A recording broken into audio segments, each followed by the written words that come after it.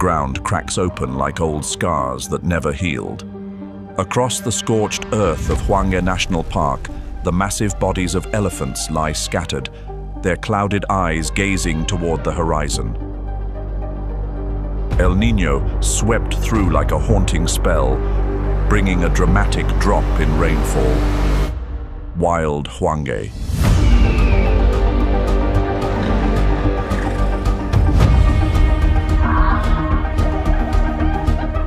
The remains of elephants rest on the red sand like unanswered prayers. This is also where lions still reign, and the weakest slowly give in. Before we dive into all of this, let us know where you're watching this video from in the comments below. And now,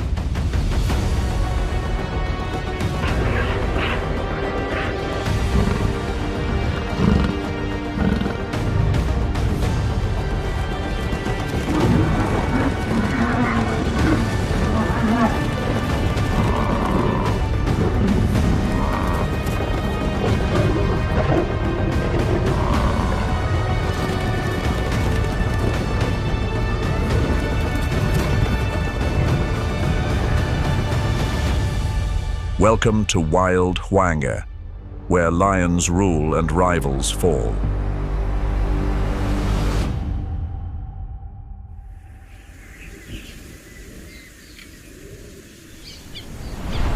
In the heart of the parched lands of western Zimbabwe, where the sun scorches the ground and the wind kicks up clouds of dust across lifeless grasslands, a lion moves steadily through its hungry pride.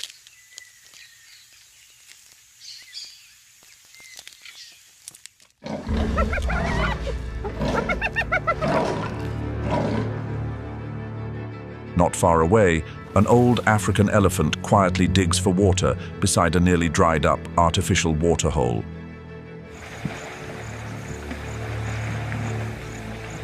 And the black rhinoceros, a sacred species that once ruled these lands, now lives in silence, mostly emerging at night to avoid human encounters and the searing heat of the day. At Hwange National Park, the journey of survival for these iconic creatures is growing more fragile than ever. Climate change is turning once fertile plains into brittle, dried-out grasslands. The dry season stretches longer than before. Poaching rises as resources dwindle. In Hwange, life clings to every breath, caught in a struggle against the upheaval brought on by human hands.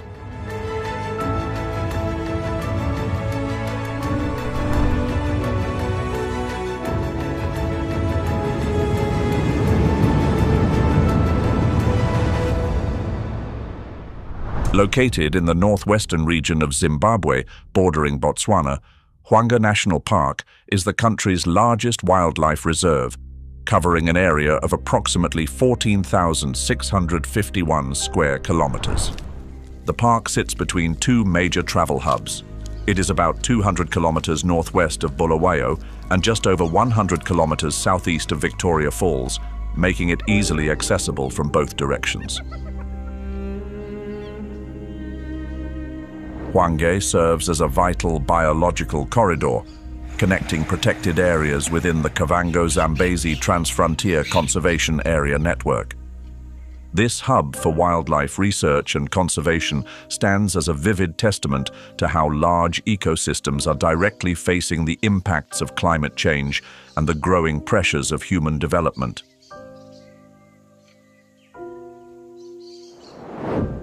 Geologically, much of the park is covered by ancient Kalahari sand, shaping a landscape dominated by dry grasslands and open woodlands. In the northwest, the bedrock consists of volcanic basalt from the Batoka Formation. Meanwhile, the north-central region is made up of ancient granite and gneiss formations. As a result, the terrain is relatively flat, but ecologically diverse, featuring mopane woodlands, Zimbabwe teak forests, Baikea woodlands, and seasonal grasslands.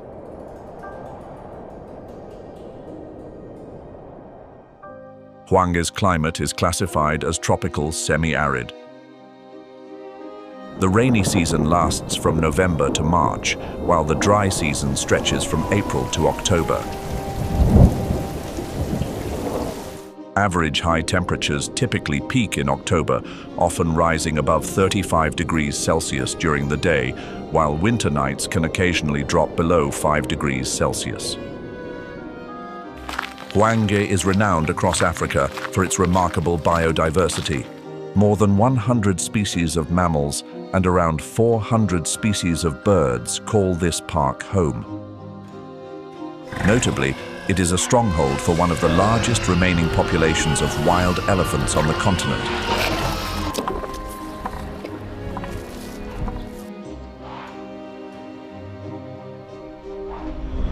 The main camp area, located in the northeastern part of Hwange, is the park's largest section, covering approximately 10,765 square kilometers. It also serves as the administrative center for the entire park.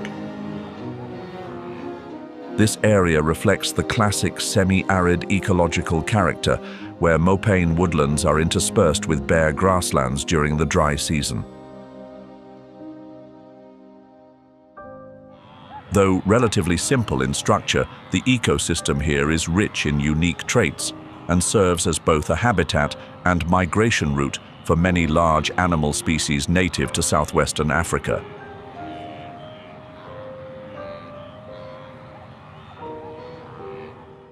Life during the dry season depends entirely on a network of over 60 pumped pans, artificial water holes supplied by underground aquifers, operated on a regular schedule to provide water for wildlife. Elephants, buffaloes, kudos, zebras, and a wide range of carnivores such as lions and leopards often gather around these vital water sources. In terms of tourism, Main Camp is the park's primary visitor hub, welcoming around 80% of all guests. Wildlife viewing at the pumped pans, along with early morning and late afternoon safari drives, are organized throughout this area. However, several viewing points have remained fixed in place since 2020, with no further expansion in an effort to minimize impact on vegetation and animal behavior. Amid the dry, sprawling savannas of northeastern Hwange, wildebeests stand as symbols of resilience and endurance. In the main camp area, herds of wildebeests are frequently seen at the beginning and end of the rainy season, taking advantage of the fresh grass that springs up quickly after the first rains and the availability of artificial water sources. Wildebeests live in herds that often number in the hundreds, forming a visual barrier that helps protect against predators. When one individual senses a threat, the entire herd reacts almost instantly, running in unison and shifting direction rapidly. This herd effect can disorient predators and break their focus. They can reach speeds of up to 80 kilometers per hour and sustain high average speeds for extended periods. Thanks to this, wildebeests often evade the critical pounces of cheetahs or coordinated ambushes by wild dogs. When grass becomes scarce, wildebeests begin short-distance migrations within Hwange, unlike the epic journeys of thousands of kilometers seen in the Serengeti. But these movements still follow similar ecological patterns. From late October through April during the rainy season, they move from the southern edges deeper into Main Camp, taking advantage of fast-growing grasses on the old basalt and alluvial soils. As the dry season returns, they head back toward the pumped pans, where the remaining water and grass become essential lifelines. Wildebeests primarily feed on soft grasses that grow in open soil areas.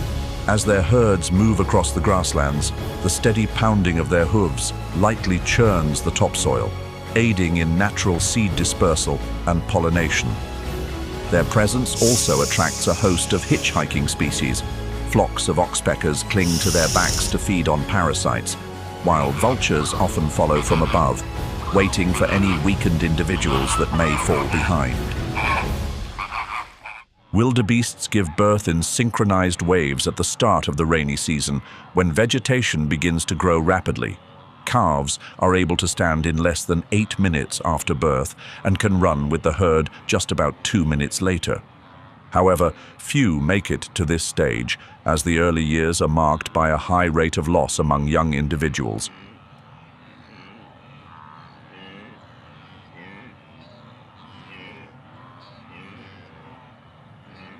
Without noise, without spectacle, wildebeests move quietly yet steadfastly through the landscapes of Main Camp area.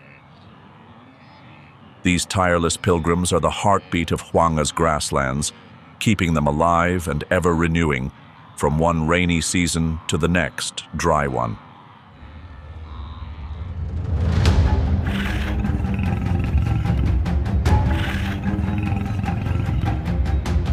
Just after the final pounding steps of the wildebeest herd fade into the dusty earth, a roar echoes through the Mopane haze. It is the warning call of a lion, the apex predator and natural rival of the wildebeest.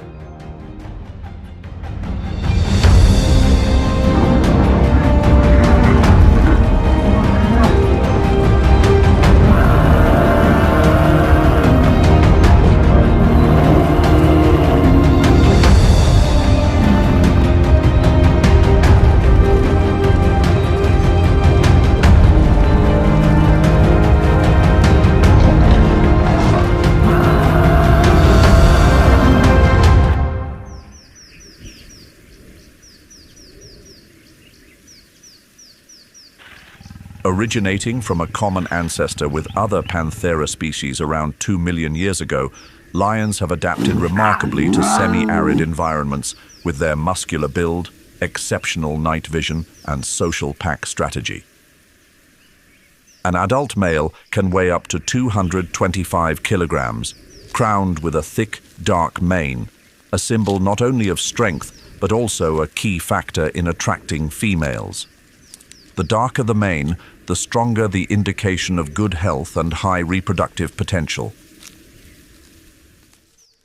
Standing about 1.2 meters tall at the shoulder and stretching over 2 meters in body length, lions are built for power, capable of leaping up to 10 meters and sprinting at speeds of up to 80 kilometers per hour, even if only for a few fleeting seconds. Unlike other big cats that lead solitary lives, lions live in social groups known as prides. A pride typically consists of 5 to 20 individuals, and in stable populations, it can grow to more than 40.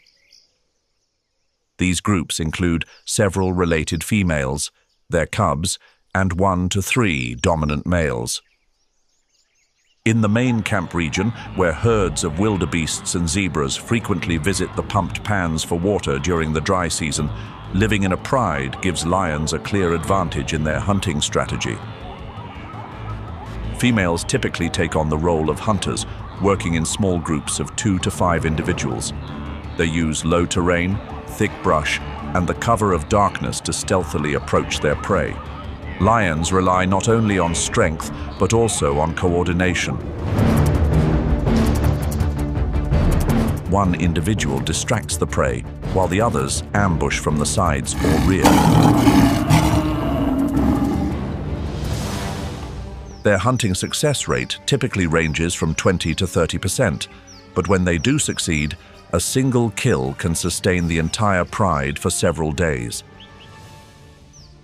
By habit, males eat first, followed by the lionesses, and finally the cubs, a food-sharing order shaped by strength and protective roles. Although lions can go several days without drinking by absorbing moisture from fresh meat, they still depend on a steady supply of prey around water sources like pumped pans, especially during the dry season, when herbivores gather in large numbers. Main Camp is also where the connection between lions and their habitat is most clearly observed.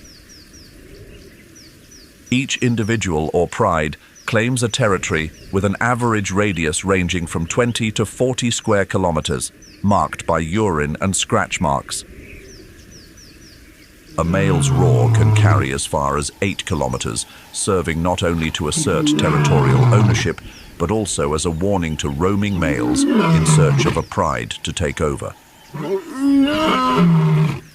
As the lion retreats from its kill, the piercing cackle of a spotted hyena slices through the quiet.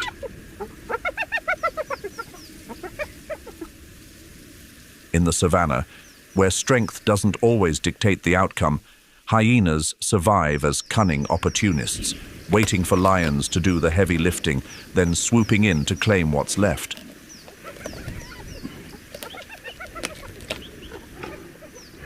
They may not be better hunters, but they always seem to show up at just the right moment. From an evolutionary standpoint, the spotted hyena descends from a distinct branch of the Hyenidae family that diverged around 2 million years ago. With a body length ranging from 1.2 to 1.8 meters and a weight of up to 85 kilograms, their front legs are longer than their back legs, giving them a lopsided but steady gait. They're not built for bursts of speed, but for endurance. A hyena's heart, relative to its body mass, is twice as heavy as that of a lion. This allows it to maintain high speeds over long distances without exhaustion.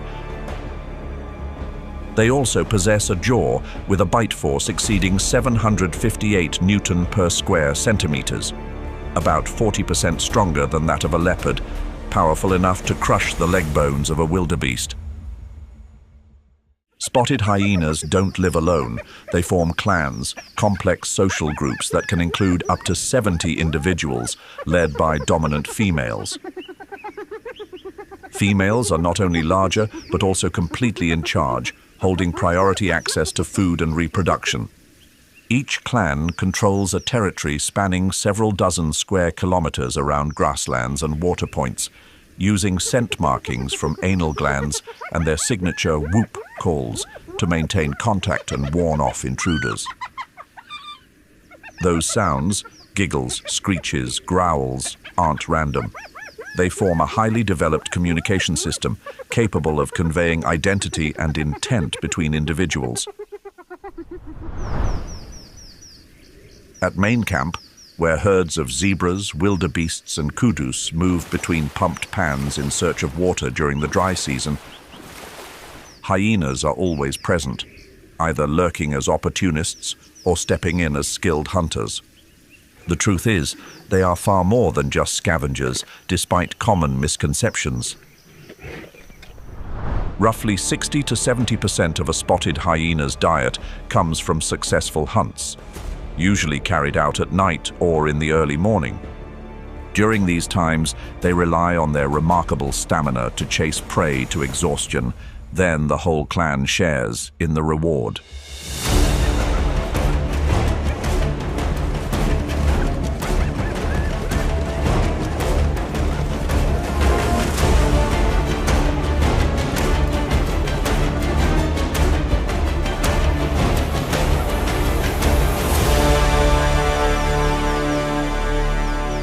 Across the dry savannah near Main Camp, a herd of sable antelope moves slowly toward a waterhole, their curved, glossy horns catching the morning sun.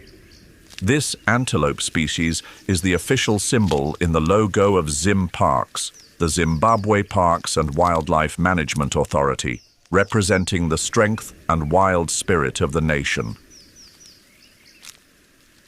The sable antelope stands out with its muscular build, thick neck, flowing black mane, and most strikingly, the long, backward-curving horns that can reach up to 165 centimeters in adult males.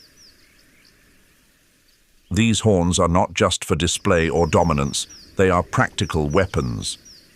There have been recorded instances of sable antelopes boldly standing their ground against lions, using their sharp, curved horns to defend themselves when cornered. In the Main Camp area, sable antelopes are specialized grazers. They feed exclusively on tender leaves, soft grasses, and herbaceous plants that often grow around termite mounds. Each meal is carefully selected, rich in protein and minerals, which supports their endurance and the development of strong, healthy horns. However, during extended dry seasons, when food becomes scarce, they are forced to share grazing grounds with larger and more demanding species like elephants and buffaloes, creating significant pressure on their ability to survive. Even so, the sable antelope is far from a passive creature in the face of nature. Its ability to memorize terrain, recognize safe zones, and share information within the herd plays a vital role in avoiding danger. They rarely migrate long distances, instead rotating around areas with stable sources of food and water near main camp. Their survival is a testament to a life strategy built on resilience and wisdom, as if guided by an unseen order laid out by the divine, knowing when to move forward, when to step back, and when to disappear into the stillness of the dry forest.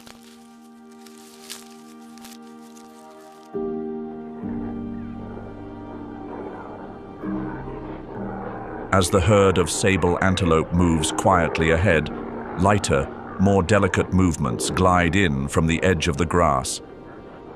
Impalas, the small antelopes of the quiet savanna. With their agility and near-perfect adaptability to harsh environments, these graceful animals have carved out a unique place in the layered wild tapestry of Hwange National Park.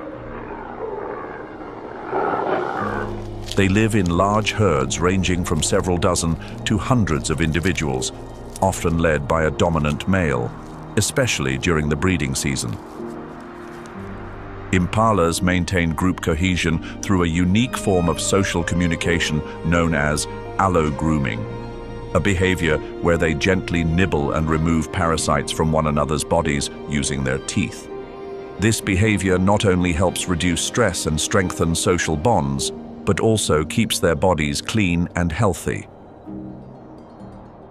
The impala's body may be slender, but with a single leap, it can cover up to 10 meters in distance and jump as high as 3 meters, more than enough to clear tangled thickets or dodge a sudden strike from behind. Sprinting at speeds of up to 80 kilometers per hour, these bursts of speed often become their last, best chance to slip away from even the most skilled predators, from wild dogs to lions.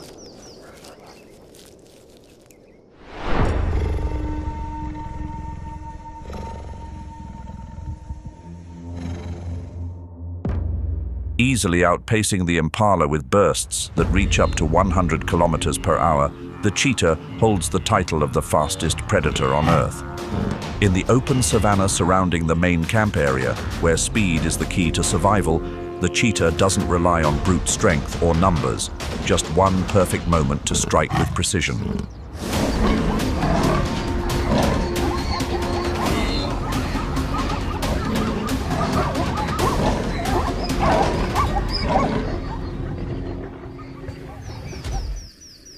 Unlike other big cats like lions or leopards, cheetahs cannot roar. Belonging to the genus Acinonyx. Rather than panthera, they produce softer sounds, chirps, purrs, and gentle growls similar to those of domestic cats. These sounds are how mother and cubs communicate in the grasslands, especially during quiet movements to avoid threats. Notably, the black streaks that run from their eyes down to the sides of their mouth, often called tear marks, help reduce glare from the sun and enhance focus during daylight hunts. It's a major advantage, as cheetahs are primarily daytime hunters, steering clear of peak hours when lions and hyenas are most active. With a body length of up to 1.5 meters, the cheetah is built for speed. Long limbs, a spine as flexible as a bowstring, a wide chest, and a rapid heart rate all combine to launch it from 0 to 96 kilometers per hour in under 3 seconds.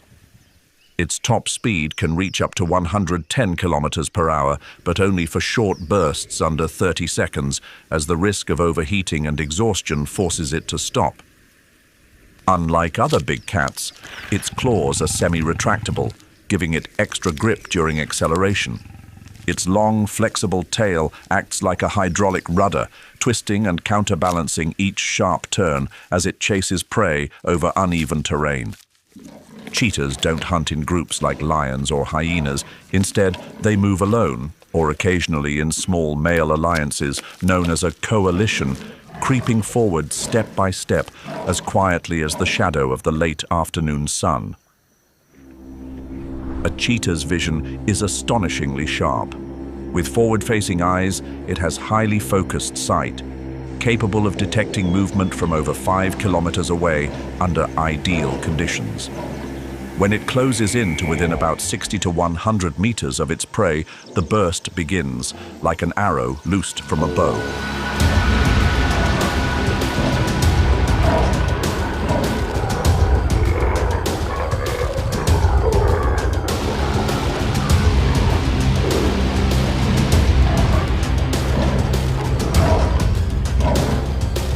With each stride stretching nearly 7 meters, it can quickly close the gap on even the fastest antelope. Though fast, the cheetah lacks strength. The sudden arrival of a spotted hyena or a lioness is often enough to force a cheetah to flee, leaving behind its hard-earned meal before it even has a chance to eat. Without the ability to defend its prey or drag a carcass away, the cheetah must carefully choose safe locations and ideal timing to avoid conflict. That's why, unlike most nocturnal predators, cheetahs hunt mainly during the day, especially at dawn or dusk, when competing hunters are still resting.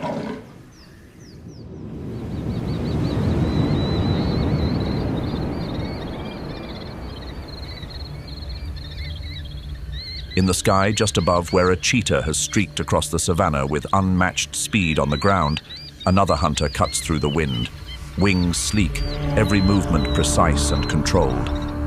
It's the lanner falcon, a predator of the air, capable of reaching speeds over 140 kilometers per hour, diving like an arrow down into the heart of the main camp area.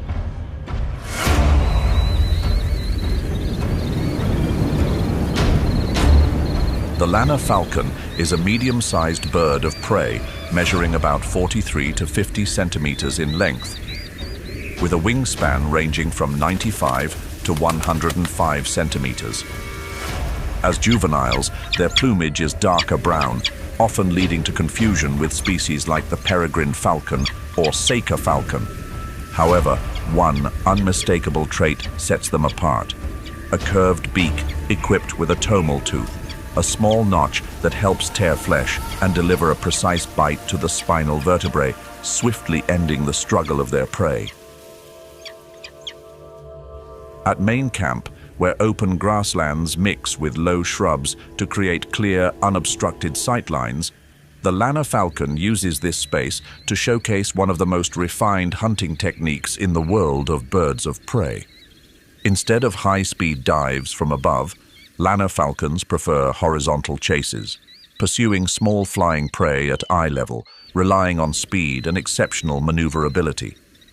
As they close in, they adjust the tilt of their wings and accelerate to speeds of up to 144 kilometers per hour, striking from the side and using their talons to capture their target, sometimes mid-air, sometimes just above the tops of low trees. Lanner falcons do not migrate over long distances like many other raptors, but they do have the ability to disperse after the breeding season if environmental conditions shift. As a result, sightings in Hwange, especially around the main camp area, tend to fluctuate seasonally. They are most active just after the rainy season, when vegetation grows thicker and small bird populations surge, offering abundant hunting opportunities. Larger than the lanner falcon, with a wingspan stretching nearly 2 meters, the steppe eagle soars in wide, steady circles, silent and resolute, appearing like a blurred trace on the biological map of Hwange National Park when winter tightens its grip in Central Asia. Though they do not breed here, steppe eagles are regular visitors during the dry season, from October to March. With a body length averaging 70 to 85 centimeters and a weight that can reach up to 4 kilograms, they are built for power and endurance. A thick neck, a strongly curved beak, and a relatively small head define their unmistakable silhouette as strength-driven hunters. By late summer, the first cold winds from the north signal the start of a great journey. Thousands of steppe eagles leave their nests, flying thousands of kilometers southward in a transcontinental migration.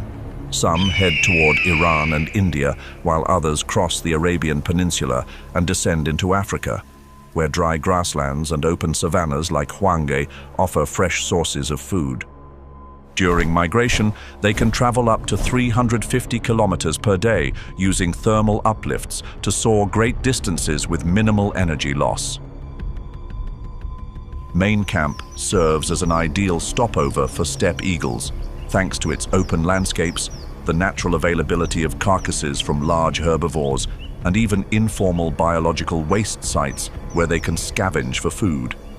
Steppe eagles often feed on decaying remains, sometimes competing with vultures or stealing from smaller raptors, a habit that has earned them the unofficial nickname thief eagle. Although they primarily feed on carrion, steppe eagles are fully capable of hunting when prey is abundant, successfully catching small birds, snakes, or even desert lizards. They rely on a high-altitude strategy, circling at great heights and using their exceptional eyesight to detect movement from far away. Once a target is spotted, they dive at speeds of up to 290 kilometers per hour, striking with powerful talons to capture and swiftly subdue their prey.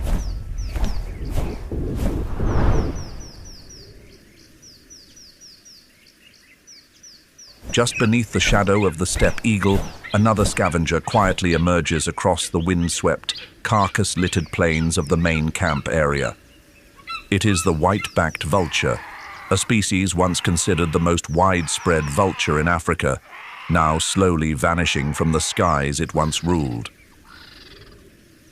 With a wingspan that can reach up to 2.3 meters, this vulture glides with an effortless yet enduring flight, allowing it to soar for hours on thermal currents in search of carrion. Its head and neck are nearly featherless, while the silvery white plumage along its back and neck stands out in flight, paired with a dark face and piercing gaze. All of these features are the result of evolutionary refinement, perfectly adapted to feeding on large carcasses while minimizing the risk of bacterial infection. White-backed vultures are mostly resident, but they can travel dozens of kilometers each day in search of food. They rely on exceptional eyesight to spot carcasses from hundreds of meters in the air. When one vulture begins to descend, dozens more quickly converge, forming a spiraling wave in the sky that signals to every scavenger in the area. A meal awaits below. In the Main Camp region of Hwange, where wildebeests, zebras and buffaloes perish seasonally across the landscape, the white-backed vulture plays an irreplaceable ecological role. Though not strong enough to tear through thick hides like hyenas, they are perfectly adapted to reach deep into body cavities or open wounds, swiftly clearing out soft tissue and internal organs, the most rapidly decaying parts, thereby helping to prevent the spread of bacteria and disease in the environment. More than just nature's cleanup crew, white-backed vultures also exhibit strong social behavior, nesting in loose colonies atop tall trees near water sources. Many return to the same nesting areas year after year. Each breeding season, the female lays a single egg, which is incubated for about 55 days, and the chick fledges after more than 3 months. However, with a slow reproductive rate and high mortality among both juveniles and adults, even a minor disturbance in the population can trigger a cascading biological collapse.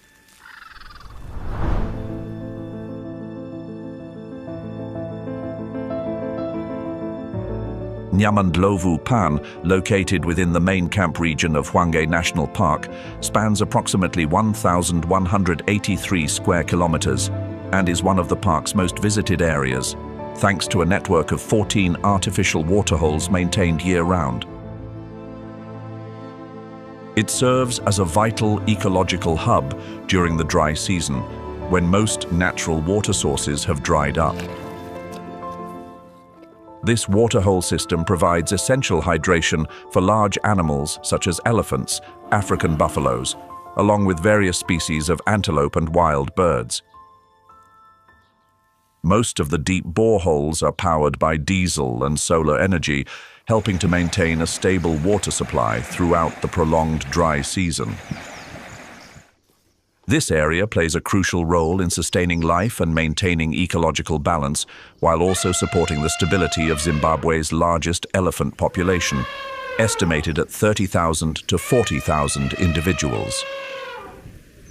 More than 400 bird species have been recorded here, highlighting the region's high level of biodiversity.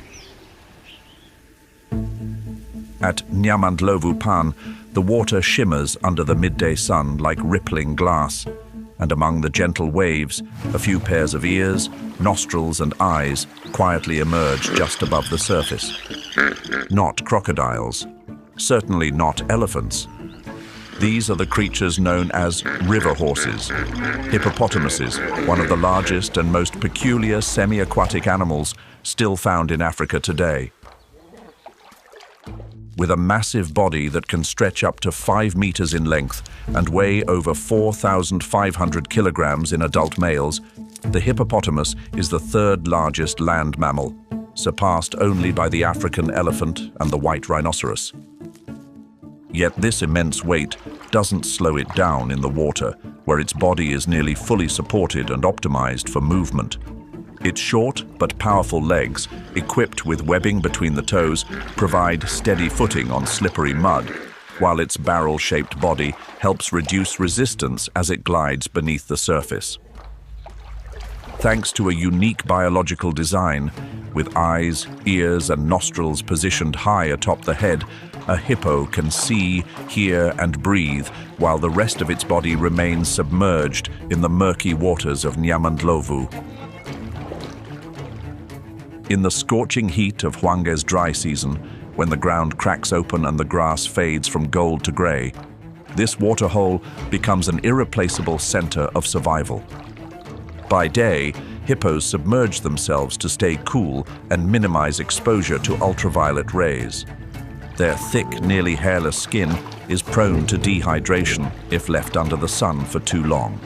To protect themselves, they secrete a pink-colored oil known as blood sweat, a natural substance with both antibacterial and sun-blocking properties.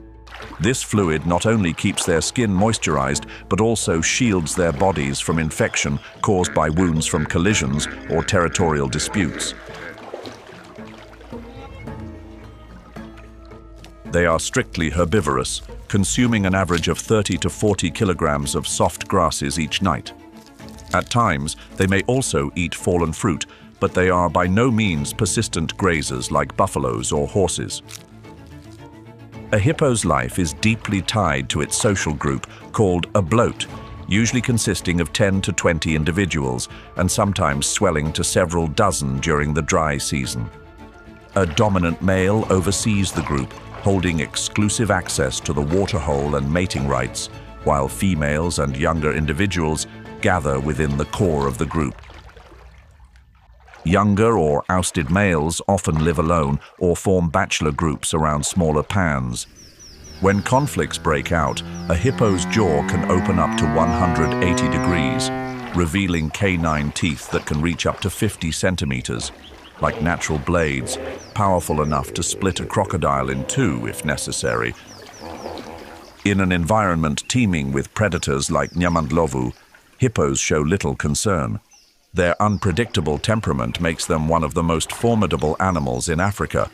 Each year, they are estimated to be involved in hundreds of human fatalities due to collisions or direct confrontations at water sources.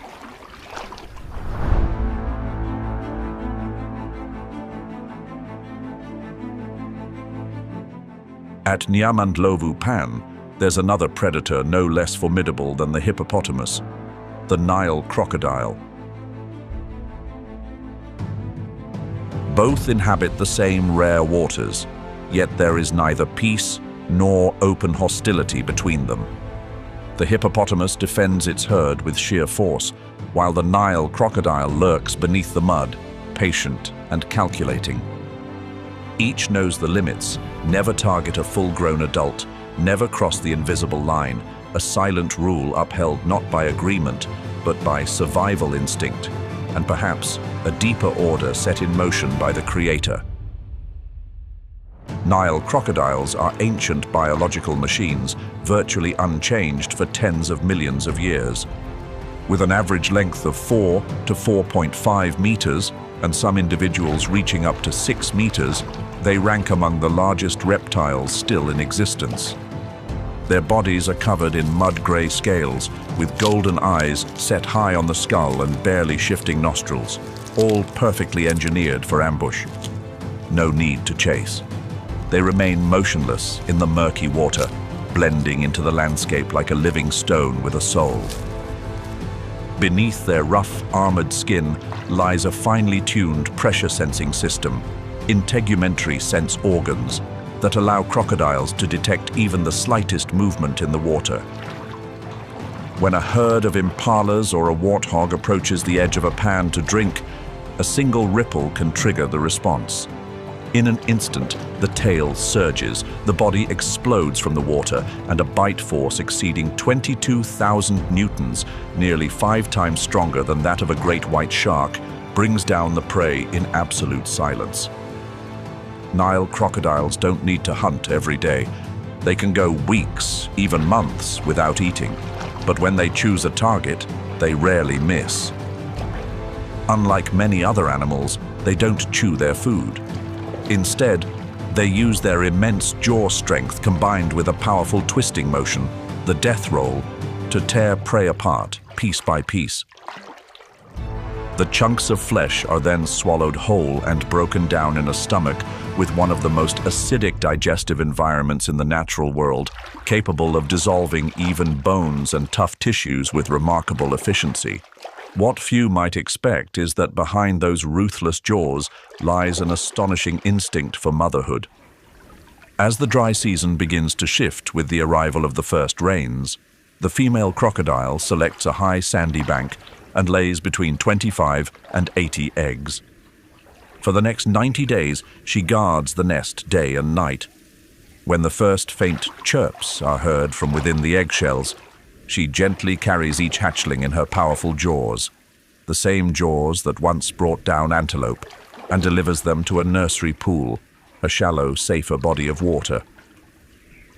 In the first few months of life, she continues to stand guard, protecting her young from birds of prey, large fish, snakes, and even other adult crocodiles.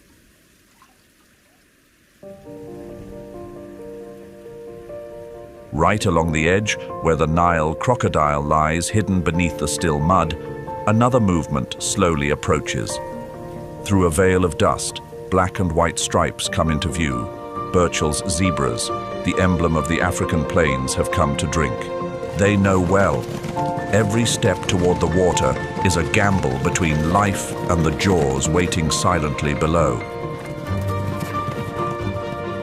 The Burchell's zebra stands out with a body that looks as if it were brushed by black ink across white parchment. Stripes on the neck and shoulders rise vertically like ancient blades, while those along the flanks and hips run horizontally, giving the impression of a body designed to be both agile and elusive.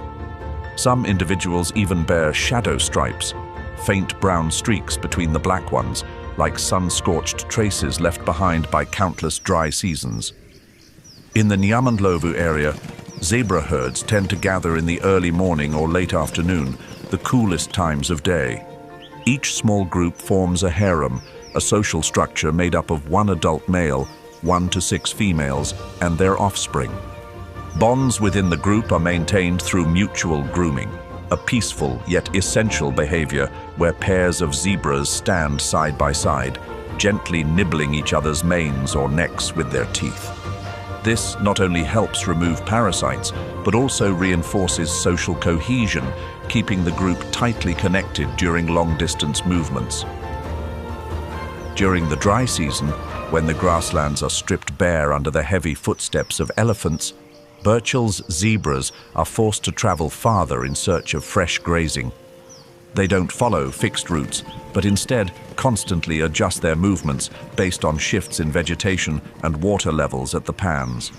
Around Main Camp, their range can extend dozens of kilometers each week as drought pushes herds beyond their familiar safe zones in pursuit of survival. With a simpler digestive system than ruminant herbivores, zebras don't require highly nutritious food. They can graze on dry, fibrous grasses that many other species struggle to digest. But the trade-off for this adaptability is longer feeding times and a frequent need for water, making zebras more vulnerable when approaching shared water sources. At times, when predators like lions, spotted hyenas, or African wild dogs are lurking around Hwange Pan, even the act of lowering their heads to drink can become a life-or-death decision. Beneath the lingering dust stirred by the steps of the Burchell zebra, the ground begins to pulse with heavy, deliberate rhythm. In the distance, Cape buffalo emerge, not with the cautious grace of zebras, but with the presence of living muscle, steady and commanding. In a land where the weak are quickly weeded out, they survive by sheer strength and an unyielding herd instinct that brooks no compromise. With an average shoulder height of up to 1.5 meters and a weight that can exceed 750 kilograms in males, the Cape buffalo is built like a powerhouse. The nickname Black Death isn't born of myth. It stems from hundreds of documented counterattacks that have earned the respect of both hunters and lions alike. Its upward curving horns, with a broad fused base known as the boss, serve not only as formidable weapons, but as a symbol of genetic strength passed down through generations. Males are often more than 100 kilograms heavier than females, with broader, thicker horns, but both sexes are equally ready to fight when threatened. And that's precisely why they almost never fight alone. At Hwange Pan, where artificial water sources become lifelines during the long dry months, Cape buffalo form herds ranging from a few dozen to over 1,000 individuals. These herd structures are far from random. They're designed to optimize defense and communication in a landscape filled with risk. Calves and females stay in the center, shielded by an outer ring of adult males, a natural biological formation, a living fortress that few predators dare attempt to break through.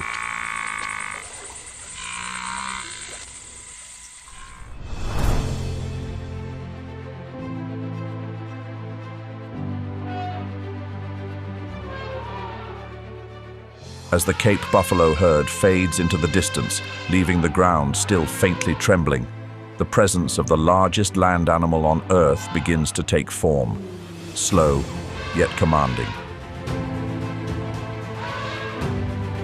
From afar, the African elephant emerges, moving without haste, yet causing the entire savanna to fall silent. No one challenges their path, for their power lies not just in size, but in intelligence, memory, and a deep sense of family, an unspoken connection that transcends mere survival instinct. Adult male African elephants stand between 3.04 and 3.36 meters tall at the shoulder, with weights ranging from 5,200 to nearly 7,000 kilograms. Despite their towering size, their movements are surprisingly gentle, graceful, almost silent, leaving only deep footprints in the hot sand as traces of their passage. Each wide ear flaps rhythmically, acting like natural fans to help regulate body temperature.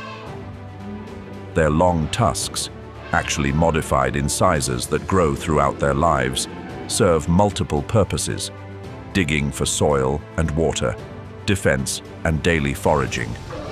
Yet, tragically, they are also the very reason elephants have become prime targets for widespread poaching across the continent. But it is the trunk, a biologically complex fusion of nose and upper lip, that stands as the true marvel of this species.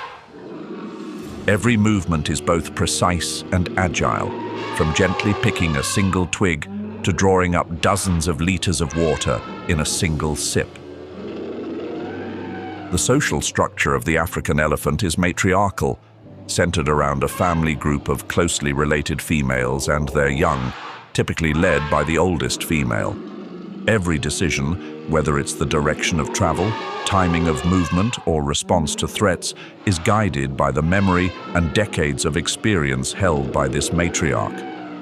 Recent studies published on ResearchGate have shown that elephants possess extraordinary long-term memory, enabling them to recall the locations of water sources from years past, even during prolonged drought cycles. Communication among elephant herds goes far beyond loud vocalizations. It includes infrasound, low-frequency vibrations that can travel across several kilometers. Through this, distant groups stay connected, coordinating movements or alerting one another to danger. Thanks to this ability, when an elephant dies, nearby herds have been observed approaching the body and displaying behaviors believed to be mourning rituals, a phenomenon documented in Hwange in 2023 as part of a study under the Hwange Trans-Frontier Conservation Area. As the last elephant disappears beyond the tree line, the savanna sky seems to lift just a little higher. Amid the arid expanse of Pan, the towering necks of Angolan giraffes quietly emerge, like living antennae sweeping the landscape below. Across their pale yellow coats, large brown spots, either round or edged with jagged borders, extend all the way down to their lower legs, forming a pattern as unique as a fingerprint, with no two individuals alike. Their ears bear a distinctive white patch, a key identifying feature of this subspecies. Standing between 4.5 and 5.5 meters tall, with a tongue that can stretch up to 45 centimeters, the Angolan giraffe can easily reach the tender leaf tips of combretum, acacia, and terminalia trees, plants few other herbivores can access. Their multi-chambered stomach and specialized gut microbiome are finely tuned to digest foliage rich in tannins with remarkable efficiency. During the dry season, as water recedes and foliage becomes scarce, the range of the Angolan giraffe can expand to approximately 637.9 square kilometers, nearly double its movement area during the rainy season. They tend to favor the forest edges, where visibility is clear enough to spot predators, yet there's just enough canopy cover to provide relief from the sun. With their naturally short sleep cycles, just about 35 minutes at a time, totaling less than 4.5 hours per day, giraffes usually sleep standing, only lying down when they feel completely safe, a rarity in Hwange due to the high density of predators near water sources. Adult males often have bald-tipped ossicones, a result of frequent necking bouts, ritualized neck duels used to establish rank within their social structure, though these contests rarely result in serious injury. As of 2024, the global population of Angolan giraffes has increased from about 5,000 individuals more than 35 years ago to over 13,000 today. However, in Zimbabwe, the overall giraffe population has seen a sharp decline, from 14,500 individuals in the 1990s to just around 1,600, primarily due to poaching and habitat degradation.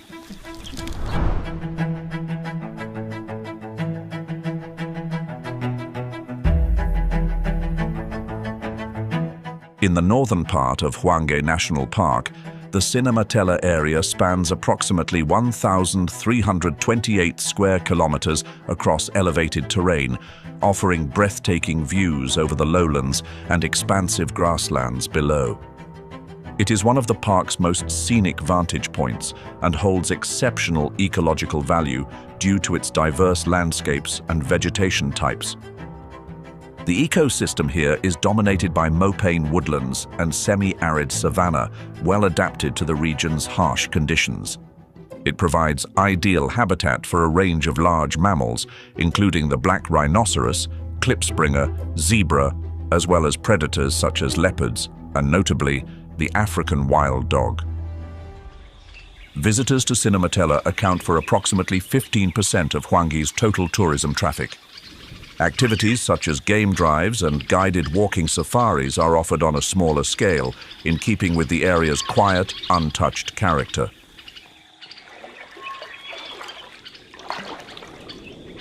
As sunset falls over the rugged, stony terrain of Cinematella, a sturdy figure quietly emerges from the mopane thickets, heavy, deliberate, like a living boulder.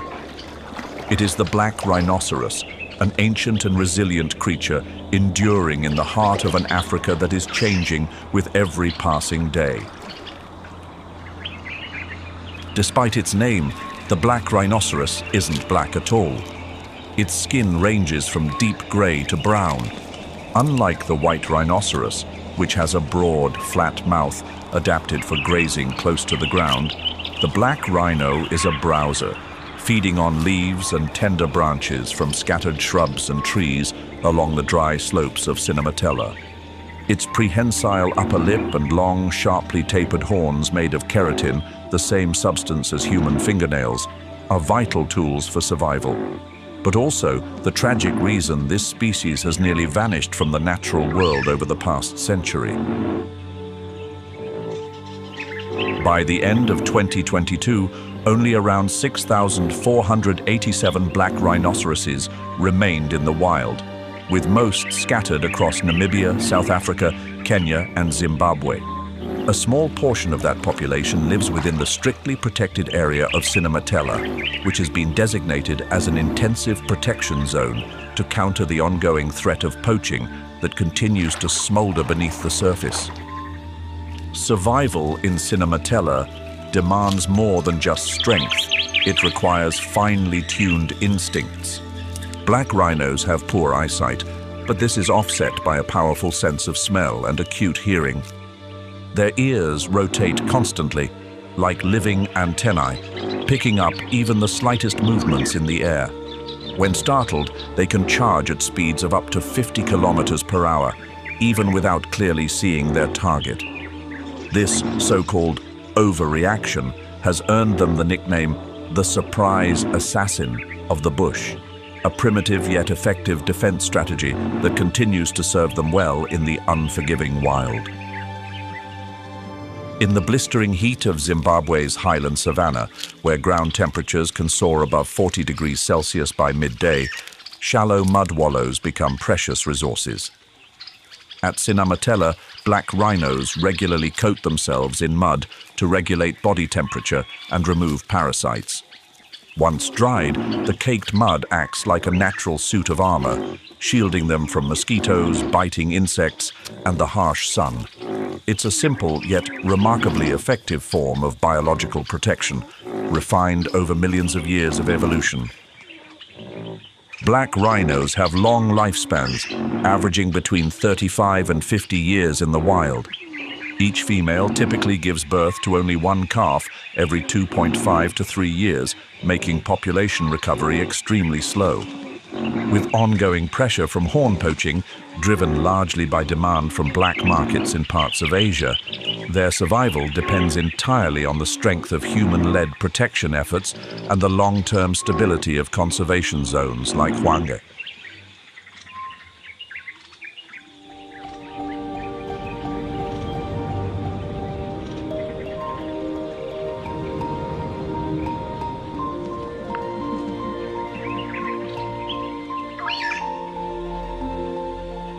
Amid the steep cliffs of Cinematella, a small shadow darts nimbly across the rocks. It's the klipspringer, the quintessential rock jumper. With a compact body standing no taller than 60 centimeters and weighing between 8 and 18 kilograms, this agile antelope is perfectly adapted to survive in the rugged terrain it calls home. Its coarse coat, colored in shades of dusty gold or brick brown, provides excellent camouflage among the rocky outcrops, and its unique hair structure helps minimize heat loss in the dry, hot conditions of the high savanna. Everything about this antelope is built for one purpose: absolute agility and balance on rugged, uneven rock. Its hooves are small, rounded, and incredibly sturdy, with a natural rubber-like pad beneath that acts as a biological grip, allowing it to cling confidently to slopes angled over 60 degrees. Rather than placing the whole foot down, the klipspringer tiptoes on the very points of its hooves, like a tightrope artist performing mid-air, capable of leaping up to 3 meters from one rocky ledge to another without slipping.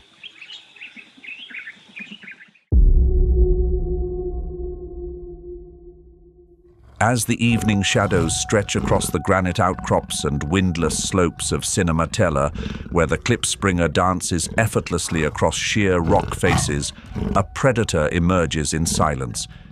It is the leopard, trailing its prey not only with sharp eyes, but with a patience and instinct honed over generations. They live solitary lives. Each male leopard defends a territory of up to 70 square kilometers, overlapping with the home ranges of several females. Leopard cubs are born after a gestation period of about 90 to 105 days. At birth, they are completely blind and entirely dependent on their mother for warmth, protection, and nourishment. As a result, mothers are highly protective and often relocate their cubs to new dens to avoid detection. They avoid other leopards and humans, preferring to hunt under cover of night while spending the heat of the day resting on tree branches or nestled in cool crevices among the rocks. In its hunt, the leopard chooses a path of caution, stalking prey with extraordinary patience through low brush, guided by eyesight that is up to 7 times more powerful than a human's. This heightened vision comes from a specially adapted retina, allowing the leopard to hunt effectively in near total darkness. Its body is lean and powerful, stretching nearly 2 meters in length with a tail that makes up almost half that, acting like a rudder to balance every movement. Its iconic black rosette coat serves not just as camouflage, but as the perfect cloak for a silent hunter in the shadows. A sudden leap, spanning up to 6 meters, is often all it takes to end the chase. With a swift bite to the throat or the nape, the prey collapses quickly, silenced before it ever has a chance to cry out. But what truly sets the leopard apart is its instinct to protect what it has earned. Soon after making a kill, it will drag the carcass, sometimes weighing twice its own body mass, up into a tree, safe from rival predators. There, high among the branches, several meters above the ground, solitary feasts unfold in silence. As the solitary shadow of the leopard fades into the light of early morning, a striking contrast emerges across the savanna of Cinematella. A pack of African wild dogs moves quietly across the dusty earth, traveling in formation like a flowing current of raw, vibrant energy. Not solitary, not stealthy. They survive by other means, through speed, strategy, and a bond that borders on absolute. They live in tightly knit packs, ranging from 6 to over 20 individuals, with each member playing a specific role within a clearly defined hierarchy. At the center is the dominant pair, the breeding male and female, typically the strongest and most experienced individuals in the group. It is this deep bond that forms a complete living unit, where the survival of each individual is inseparable from the fate of the entire pack. Biologically, the African wild dog stands apart from the rest of the Canidae family. They lack a dewclaw and have only 4 toes on their front feet, unlike the 5 seen in most other dog species. Their lean build, long legs, broad chest, and tightly packed muscles allow them to maintain speeds of up to 72 kilometers per hour, not just in bursts, but sustained over long distances of several kilometers. Their large, rounded ears function like radar dishes, capturing distant sounds, a vital advantage in the open woodland and dry savanna mosaic of Cinematella. In the chase, this predator displays a level of mastery that surpasses nearly every rival. With a success rate reaching up to 80%, more than twice that of a lion, the African wild dog doesn't rely on brute force. but on near-flawless coordination. One group sticks close behind the prey, another cuts across the front, while others steer the target toward an ambush zone. No matter how fast it runs, the prey usually exhausts itself within minutes. And when it does, the hunt ends with a swift, efficient takedown, leaving nothing to waste. Their preferred prey in the Cinematella region includes impalas, reedbucks, young warthogs, and occasionally wildebeest calves. They do not scavenge, do not steal kills from others, and are rarely challenged, thanks to their ability to consume a meal with remarkable speed. After a successful hunt, the youngest members of the pack eat first, a cultural reversal of what's seen in most large predators. The entire pack gathers around the kill without chaos or conflict in a rhythm of shared sustenance, a family meal perfected and passed down through tens of thousands of generations.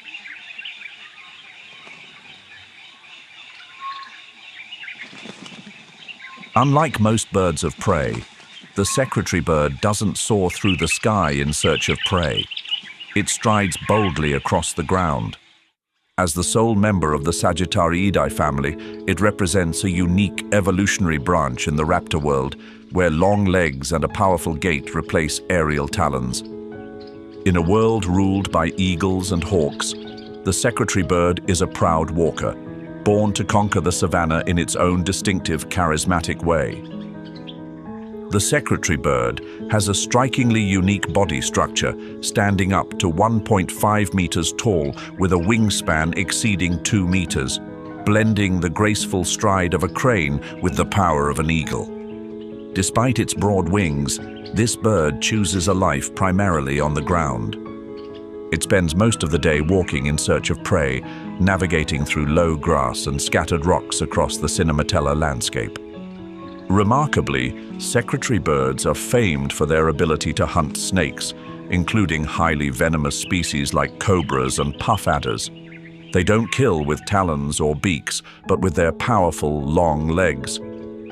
Each kick can deliver a force of over 195 newtons in less than 15 milliseconds, enough to snap a prey's spine or crush its skull instantly.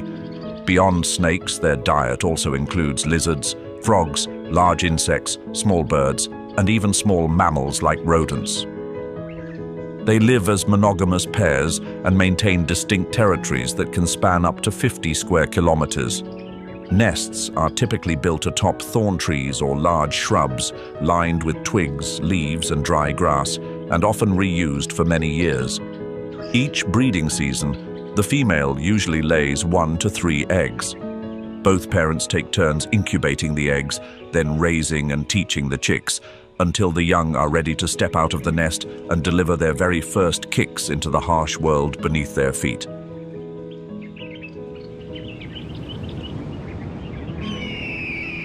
As the morning air still holds the faint chill of the savanna night, a raspy "craa" echoes from the open sky. It's the sign that the tawny eagle has begun its day, gliding across the crisp blue above, surveying the vast territory below. Amid the open landscapes of Hwange National Park, this bird of prey appears with the classic presence of a ruler of the skies. With a body length averaging between 60 and 75 centimeters and a wingspan stretching nearly 2 meters, the tawny eagle carries a distinct air of majesty and command. They are creatures of the wind, but don't always need to soar high. The tawny eagle's survival lies in its adaptability. It can strike from the air with powerful dives or quietly perch on a dry branch, eyes locked on every subtle movement across the ground. When the moment comes, a burst of speed, reaching up to 80 kilometers per hour, paired with a sharp wing beat and razor talons, is all it takes to bring down small prey. In some cases, the tawny eagle won't hesitate to steal food from other raptors, a behavior known as kleptoparasitism, revealing its opportunistic, predatory nature. During the dry season, as animal carcasses begin to scatter around the shrinking pans, the tawny eagle becomes part of the natural scavenger community, alongside vultures, jackals, and other raptors.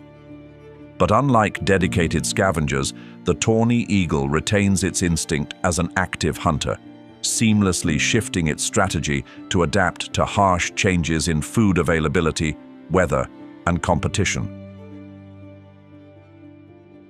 As the predators finish their feast and the sky begins to shift into evening hues, another set of wings descends quietly to clear what remains. It is the hooded vulture, small, almost unnoticeable against the vast savanna, yet playing a vital role as nature's quiet gatekeeper, helping the land cleanse itself so that life may begin again where an ending has just passed. With a wingspan of just around 1.6 meters and an average weight under 2 kilograms, the hooded vulture is one of the smallest members of the Accipitridae family. Its dark brown plumage blends easily into the semi-arid landscape, while its bare, pale pink head and slender, elongated beak are perfectly adapted tools, allowing it to reach deep between bones and pick at the remnants left behind by larger vultures. With the ability to locate food using both sight and smell, the hooded vulture can easily detect the early signs of a carcass from above. When a wildebeest falls or a zebra falls prey to a predator, it's often not long before the shadow of this vulture circles overhead, sometimes even before the scent of decay begins to spread.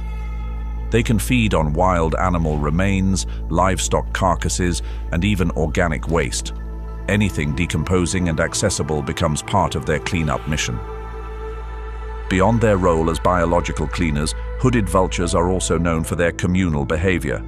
During the day, they operate alone or in small groups around carcasses, but as night falls, dozens gather in tall trees to roost together, often choosing ancient baobabs or mature mopane trees, where predators are absent, and the night breeze drifts gently through.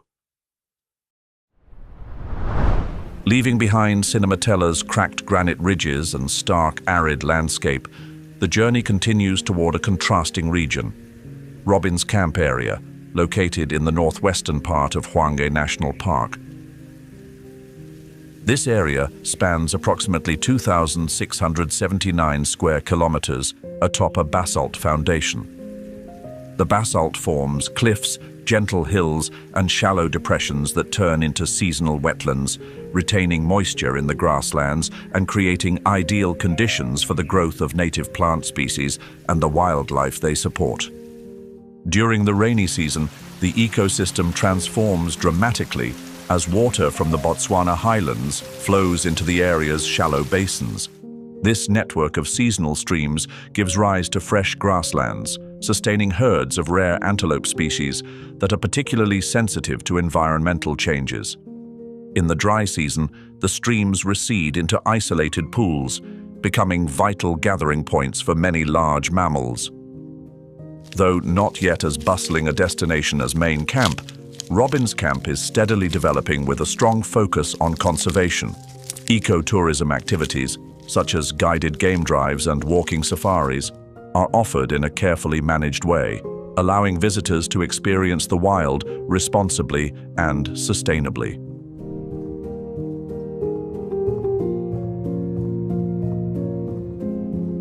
As the edges of the savanna in Robins Camp area glow a rich bronze under the morning sun, what first seems like a still landscape begins to reveal the movement of one of Africa's largest antelope species. It is the roan antelope, a striking creature distinguished by a bold black and white facial mask stretching from the bridge of its nose down to its mouth. Their powerful build reaches up to 160 centimeters at the shoulder with a weight of up to 320 kilograms, making them the third heaviest African herbivore after the eland and African buffalo. Their long, backward-curving horns, often exceeding 1 meter in length, serve not only as formidable weapons, but also as symbols of dominance, an essential part of their identity in the struggle for survival. Roan antelopes inhabit moderately open savannas, where scattered shrubs and tall grasses create the perfect habitat, offering both cover and access to food. Their diet is primarily composed of graminoids, favoring leaves over grass stems. When food becomes scarce, they can shift to browsing on tree leaves, showing a remarkable degree of dietary flexibility compared to many other grazers in the same region. The social behavior of roan antelopes reflects a tightly organized structure. Groups typically consist of 5 to 15 individuals, usually led by a single dominant male who takes on the role of protector and figurehead. Within the group, the oldest female often acts as the guide, providing direction during movements in search of fresh grazing areas. When faced with predators like lions or hyenas, the male is known to drop to its knees, not in surrender, but in readiness. From that position, it delivers powerful hammer-like blows with its backward curving horns, a signature defensive tactic rarely seen in other antelope species. At Robin's Camp, where the terrain is higher, the soil less waterlogged, and the grasses often rise above knee height, roan antelopes navigate through open corridors between clusters of terminalia, combretum, and acacia trees.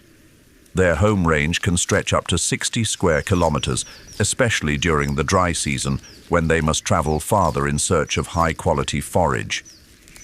Thanks to their specialized 4-chambered digestive system, they efficiently process a variety of both tender and coarse grasses, and even adjust their gut microbiome seasonally. An impressive display of adaptation to the harsh, shifting conditions of southern Africa. As the roan antelope herd fades from view, a sleeker figure darts swiftly across the Robin's Camp grasslands. It's the Tsesebe, not the largest, but the fastest antelope in Hwange, second only to the cheetah in speed. With its high-shouldered build and distinctive deep purplish markings, it survives not by size, but by agility, thriving in the wild without the need for spectacle. The Tsesebe has a slender build, with shoulders higher than its hips, giving it a distinct forward-leaning posture, as if its body is always poised to launch ahead. It is an exceptionally agile antelope, capable of reaching top speeds of up to 90 kilometers per hour. This makes it one of the fastest animals in Africa, second only to the cheetah.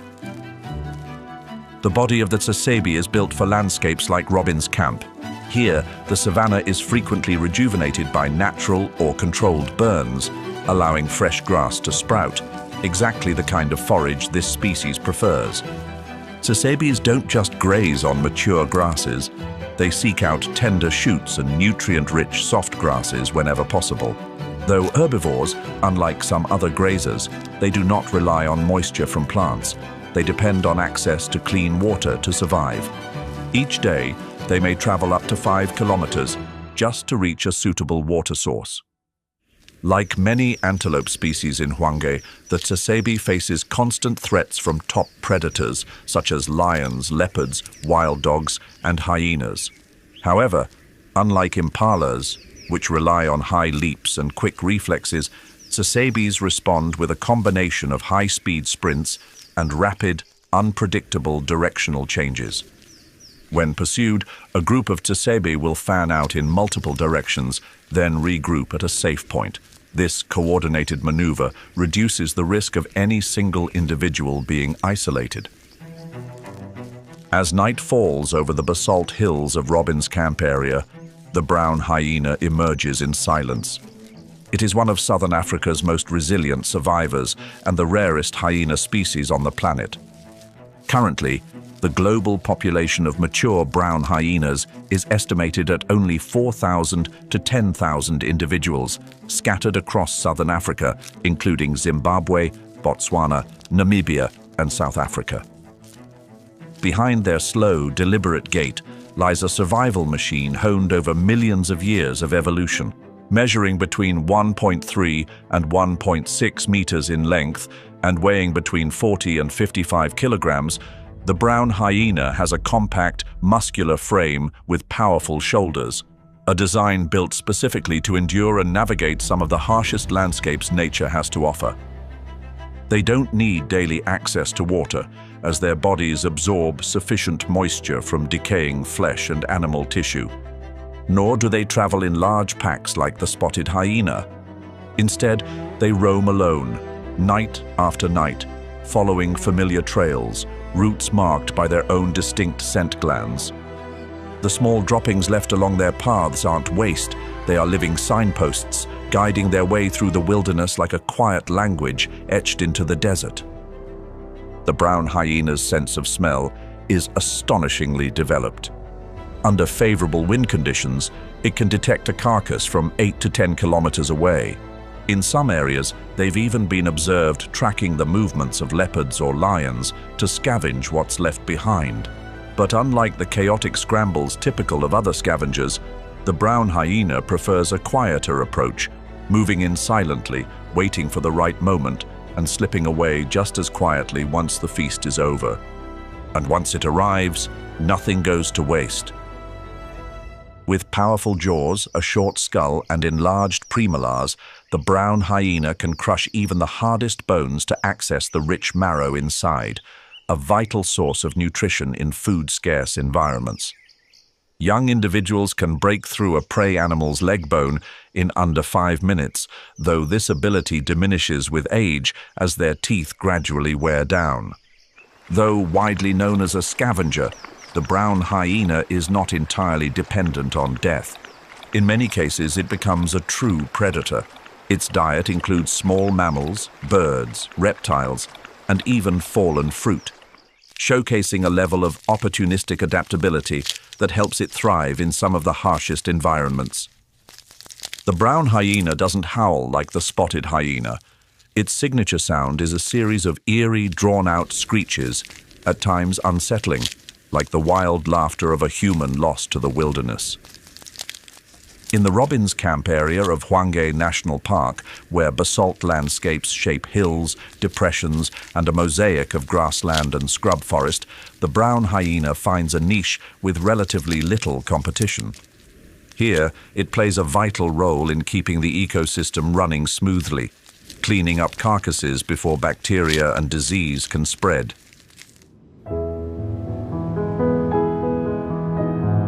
Before the sun even touches the dry savanna floor, a chorus of sharp, rhythmic calls echoes across the Robins Camp area, nature's own morning alarm. The sound comes from a bird with a striking appearance and remarkably social behavior. The helmeted guinea fowl.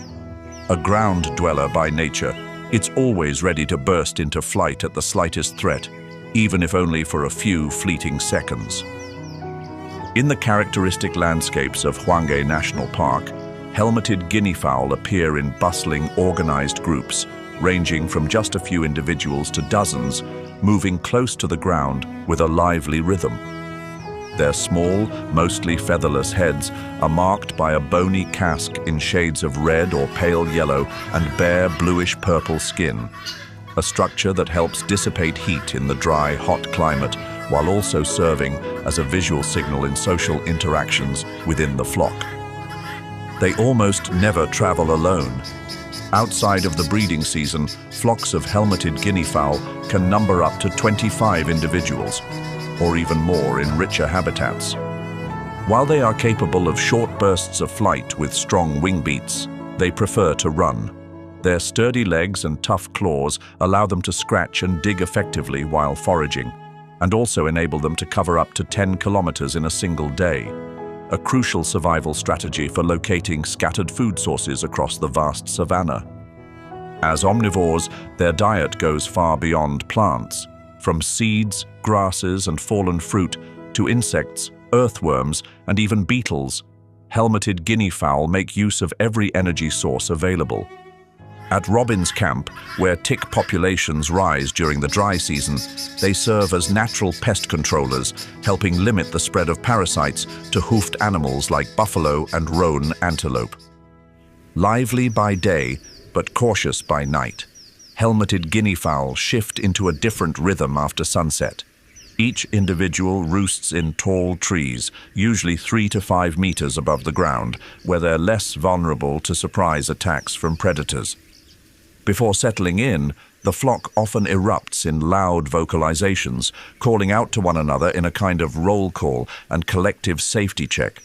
It's an innate social behavior, not taught by adults, but embedded in their very nature.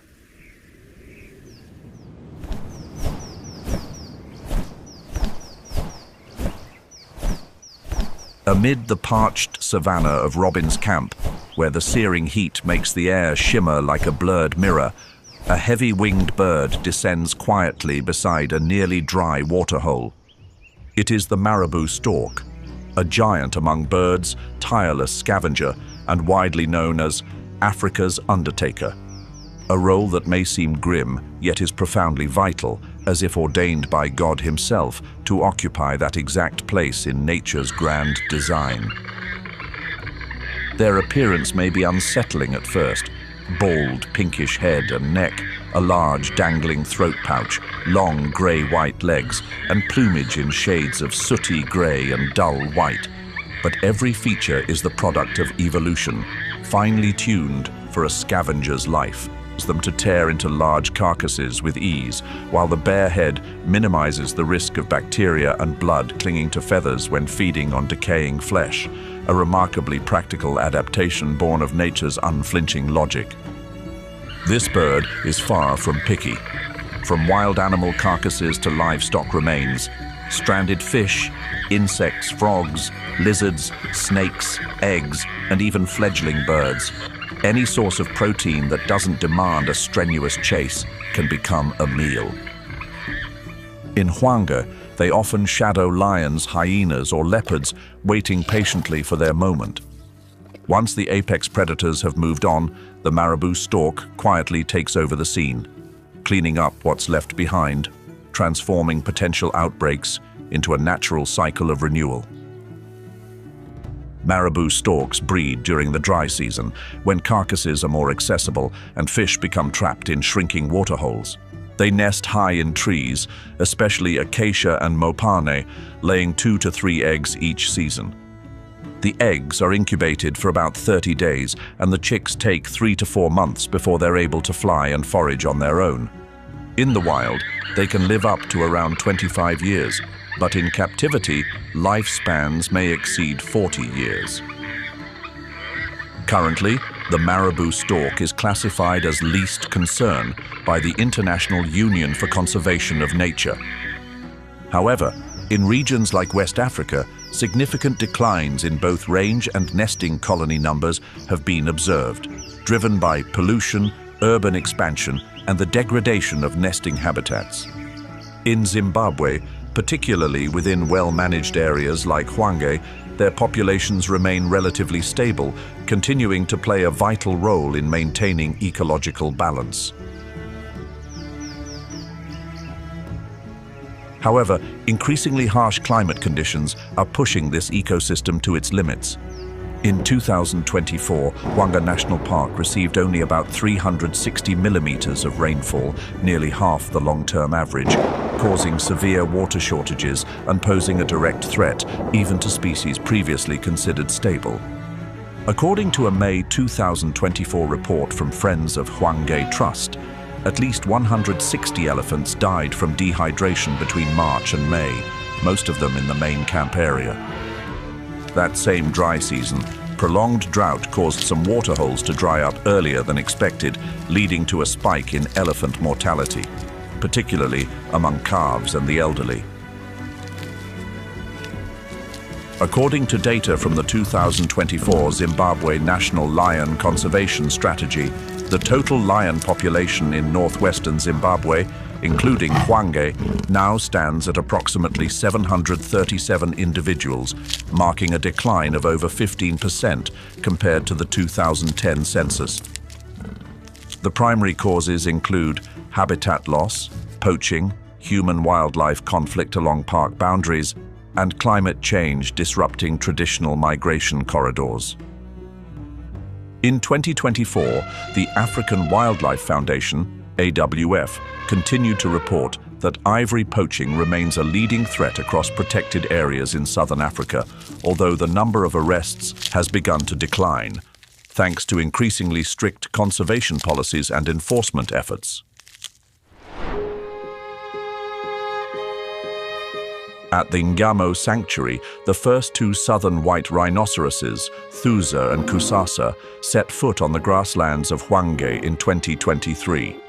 Not long after, 2 additional males, Malevu and Asenze, joined them in a neighboring zone, marking the beginning of a series of small conservation areas stretching along the park's border. The goal is to establish a closed population of 30 to 50 individuals, enough to re-establish a lasting presence of white rhinos in Zimbabwe, a species that had previously vanished from the region due to poaching.